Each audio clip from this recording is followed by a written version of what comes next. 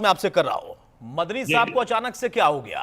जिंदा और मुर्दा कौमों का जिक्र भी करने लगे, बाबरी का भी जिक्र कर दिया। सुप्रीम कोर्ट सुप्रीम होगा कि नहीं होगा और किसके आईन से होगा, यह भी वहीं तय कर रहे हैं। जब अतुल प्रताप जी बुरा वक्त आता है ना, तो इसी प्रकार की वाणी बोली जाती है। मदनी साहब ने देशद्रोह का काम किया है। उन्होंने कहा कि सुप्रीम कोर्ट सुप्रीम नहीं है। यही वो मदनी साहब हैं। जब सामानो केस आया था तो सुप्रीम कोर्ट के फैसले को जला दिया गया था। यही वही मदनी साहब हैं। इनके जो रिलेटिव थे, पूरे 2 लाख मुसलमानों ने बोट क्लब के ऊपर धरना दिया था और उस समय संविधान को फाड़ करके आग लगा दी थी। ये वही मदनी साहब हैं।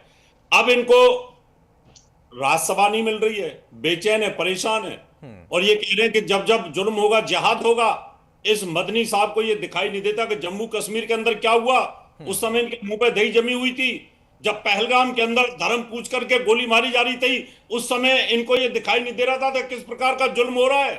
उस समय जब अकबरुद्दीन ओवैसी कह रहा था 15 मिनट के लिए फोर्स हटा दो, हिंदुओं का कत्लेआम कर देंगे, उस समय इनको पता नहीं चल रहा था कि क्या हो रहा है। यानी जब हिंदुओं पर अत्याचार होते हैं, उनके साथ बुरा व्यवहार होता है, तो ये खुश होते हैं। और जब अगर कोई हादसा कोई हो जाए तो उस पर फिर ये इस प्रकार के भड़काऊ भाषण देते हैं। ये सुप्रीम कोर्ट को सुप्रीम कोर्ट नहीं समझते। नहीं, रावत साहब देखिए, इस देश में लोकतंत्र की आड़ में, मैं बहुत खुलकर ये शब्द इस्तेमाल कर रहा हूं, बहुत सारे लोगों को आपत्ति हो सकती है, लोकतंत्र और संविधान की आड़ में अपनी मनमानी और जो भी बोलने का मौका मिले बोलने का एक रिवाज सा बन गया है।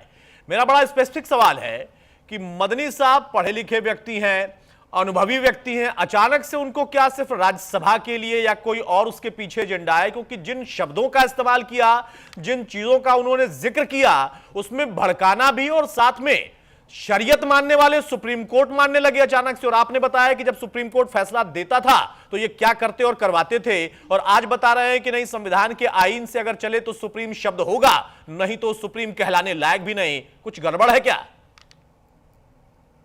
जब याकूब मेमन जैसे पढ़े लिखे सीए आतंकवादी घटना घटित करते हैं, तब ये नहीं बोलते। तब लाखों मुसलमान उनके जनाजे में जाते हैं। जब बड़े बड़े पढ़े लिखे डॉक्टर, जिन जिन इन मदनी साहब जैसे लोगों ने इस्लाम को उस गर्त में पहुंचा दिया आज की डेट में, क्या आज अगर हवाई जहाज का पायलट अगर कोई मुसलमान है तो उसकी अनाउंसमेंट होते ही डर लगता है कहीं इसको ये उड़ा ना दे और ये कहीं लाहौर ना लेके चला जाए। आज कोई टैक्सी ड्राइवर अगर कोई मुसलमान है तो डर लगता है कहीं इसकी टैक्सी में बम ना हो। आज कोई डॉक्टर वैद्य के पास अगर आप जाओगे तो आपको डर लगेगा कि कहीं ये जहर ना दे दे। आज इस्लाम को इस मुकाम पे पहुंचाने के लिए कौन जिम्मेवार है? मौलाना मदनी जैसे, तौकीर रजा जैसे लोग, बदरुद्दीन अजमल जैसे लोग, ओवैसी जैसे लोग, इन्होंने इतनी दहशत फैला दिया। आज इस्लाम के नाम पे लोगों को डर लगने लगा है। आज मैं खुद टैक्सी के अंदर बैठ के आ रहा था मुंबई से, तो जब वहां पर मोहम्मद नाम के व्यक्ति को देखा तो मतलब डर लगने लगा कि कहीं इसकी गाड़ी के अंदर कहीं बम न रखा हो। तो ये स्थिति किसने पैदा की? और आज वही स्थिति पैदा करना चाहते हैं पूरे विश्व के अंदर कि इस्लाम इतना बदनाम हो जाए कि इस्लाम से लोग डरने लगे। तो इसकी जिम्मेवारी ठीक है, फाजिल रावत साहब से इसका जवाब लेता हूं, उसके बाद बाकी मेहमानों के पास भी मैं जाऊंगा। रावत साहब जो कह रहे हैं, फाजिल साहब, आप क्या उनकी बात से सहमत है, या जो मदनी साहब कह रहे हैं उनके कहे हुए कुछ बातों से या सारी बातों से आप सहमत या असहमत है? देखिए, रावत साहब ने 2-3 बात बहुत अच्छी कही। एक तो उन्होंने कश्मीरी पंडितों की बात उठाई, तो वो तो भाजपा के ही सरकार थी दिल्ली में, वीपी सिंह प्रधानमंत्री थे और भाजपा उनकी समर्थक पार्टी थी। तो इन लोगों ने कश्मीरी पंडितों के लिए तब कुछ नहीं किया, आज आंसू बहा रहा है। दूसरी बात, मोनू मानेसर, दुनिया जानती है कि 3 मुसलमानों को जिंदा जला दिया गाड़ी के अंदर, मुसलमान जान करके। और तीसरी बात, हम लोग को भी टीका लगा के जब कोई चलता है ना रावत साहब, तो हमको लगता है कि कोई बजरंग दल का गुंडा है लगता है।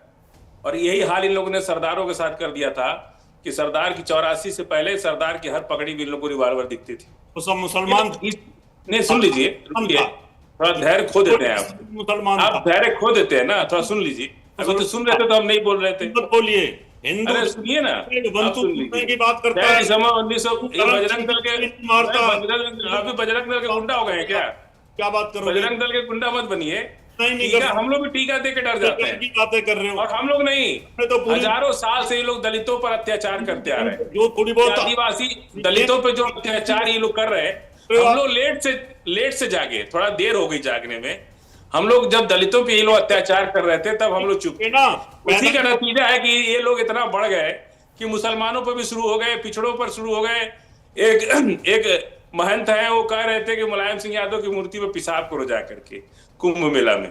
एक पिछड़ी जाति का नेता, एक मुलायम सिंह यादव अच्छा मंत्री कैसे बन गए, उनकी मूर्ति पे ये लोग पेशाब करवा रहे हैं। आदिवासी ने पेशाब किया, पूरी दुनिया ने देखा। तो ये सारी बातें देश में जो हो रही हैं, दोनों तरफ से गलतियां हो रही हैं, उसकी जिम्मेदार तो सरकार ही है ना। सरकार ने एक वर्ग को एकदम छूट दे रखी है, सवर्ण जाति के लोगों को छूट दे रखी है कि आप पूरा बैंक का पैसा लूट लो, पूरा जमीन लूट लो, कब्जा कर लो, सारा काम कर लो। अभी बिहार के अंदर 1200 लोगों को, सुनिए ये बता दो अभी बिहार एक मिनट भाई, एक मिनट रावत साहब, एक मिनट भाई। फाजिल अहमद, अब भाई सवर्णों पे भी आ गए, क्या लूट लिया भाई सवर्णों ने आपका, और बिहार पे चले गए। मेरा बड़ा सीधा सा सवाल था, आपने जब तक जवाब दिया ना, एक सेकंड, अरे भाई अनंत सिंह पर अगर कहेंगे ना तो वहां पर जो उनके प्रतिद्वंदी थे उनका भी जिक्र कर लीजिए ना, वो कौन से दूध के दूल्हे थे, और कोर्ट को तय करना है। चुनाव जिताया जनता ने, कोर्ट को तय करना है। मेरा सवाल बड़ा सीधा है, जब आपने कहा कि रावत साहब ने कहा कि भाई मुसलमान सुनते ही उनको टैक्सी में डर लगता है, वैसे ही जब आपको कोई टीका वाला मिलता है तो आपको डर लगता है। तब तक तो मुझे लगा कि शायद आप लोग एक दूसरे की बात कर रहे हैं, लेकिन अब मैं फिर से लौट कर आता हूं।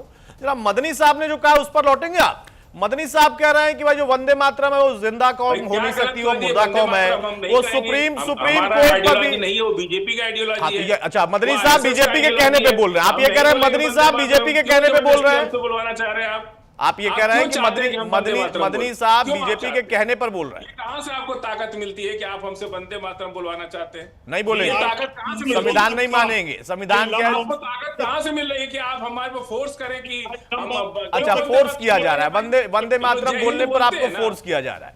मेरा सवाल यह है, क्या आपका ये आरोप है? आपको कहां से मिल रही है? अरे भाई, आपको ताकत जहां से मिल रही है, आप कह रहे हैं कि हम जिहाद कर देंगे, वहीं से ताकत मिल रही होगी ना। आप कह रहे हैं कि जिहाद हो जाएगा, जुल्म होगा तो जिहाद हो जाएगा, तो ताकत कहां से मिल रही है? मेरा सवाल यह है कि क्या बीजेपी के कहने पर मदनी ये बोल रहे हैं, आप ये कह रहे हैं? नहीं, आप सवर्ण जाति के हैं ना। हाँ, है तो क्या दिक्कत है? कोई दिक्कत है? अगर सवर्ण जाति का हो तो दिक्कत है क्या? आपको मुझसे चर्चा करनी है, मुझसे चर्चा करनी है तो कर लीजिए। मैं हूं सवर्ण जाति का, तो आपको आपत्ति है क्या? आप मुसलमान है, मुझे तो कोई आपत्ति नहीं है भाई। बिल्कुल, सवर्ण जाति का आपत्ति सवर्ण जाति पे नहीं, तो आप मुसलमान है, मुझे तो कोई आपत्ति नहीं है भाई। सवर्ण जाति पर मैं चर्चा नहीं कर रहा हूँ यहाँ पर। एक मिनट, कोई दलित तो नहीं कहता हमसे। सवर्ण जाति पर अगर चर्चा करनी हो तो 1 to 1 कर लेते हैं, आ जाइए।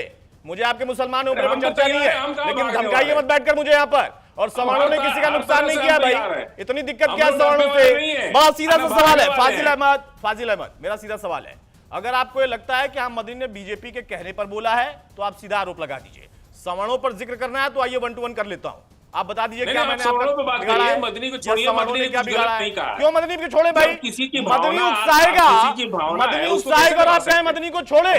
मदनी ने बोला बीजेपी के कहने पर, आप कह रहे हैं कि बीजेपी को छोड़ दे। ऐसे कैसे छोड़ देंगे भाई? आपकी तो पॉलिटिकल लड़ाई होगी ना बीजेपी से या कांग्रेस से, किसी से है कि नहीं है?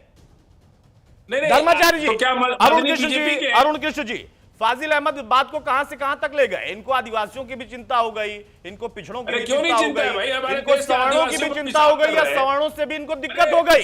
फाजिल अहमद को मदनी के बयान से कोई दिक्कत नहीं है, हो गया। अरुण कृष्ण, आपको बुरा लग रहा है कि? तो आपको नहीं बुरा लग रहा है क्या? आपको बुरा लग गया जब रावत साहब ने बोल दिया, तो आपको बुरा लग गया? नहीं लगा क्या बुरा? आपको नहीं लगा क्या? रावत साहब ने बोला तो आपको बुरा नहीं लगा क्या? हमने भी कह दिया। अरे भाई, आपको बुरा नहीं लगा क्या जब रावत साहब ने बोला? तो आपको तकलीफ नहीं हुई क्या? बिहार में कौन जीत गया? आपको तकलीफ हुई है? पॉलिटिकल पार्टी बन गया है क्या? इस्लामिक स्कॉलर आपके आगे से नाम हटाता हूं मैं। आप पार्टी के तौर पर आइए ना भाई, पार्टी के तौर पर आइए, पार्टी के तौर पर आइए, पार्टी के तौर पर आइए, पार्टी के तौर पर आइए। क्या पार्टी बन रहे हैं? तुम क्या बोलोगे? तुमको रावत साहब से भगा दिया उठा करके, तुम क्या बोलोगे? अरे जिहादियों को से भगाएंगे, जिहादियों को देश से भगाएंगे। अरे आतंकवादियों, तुमको तो देश से भगाएंगे आतंकवादियों। दलित मारेंगे जूता निकाल के। अरुण दलितों का जूता पड़ेगा तुम्हारे ऊपर। आतंकवादी इतना मारो, दलितों का जूता पड़ेगा। सुअर के पिल्ले, दलितों सुअर का बच्चा तुम होगा। हराम। अरे भाई ऐसे नहीं, गाली गलौज मत करिए। अब गाली गलौज पर उतर गए, गाली गलौज पर मत उतर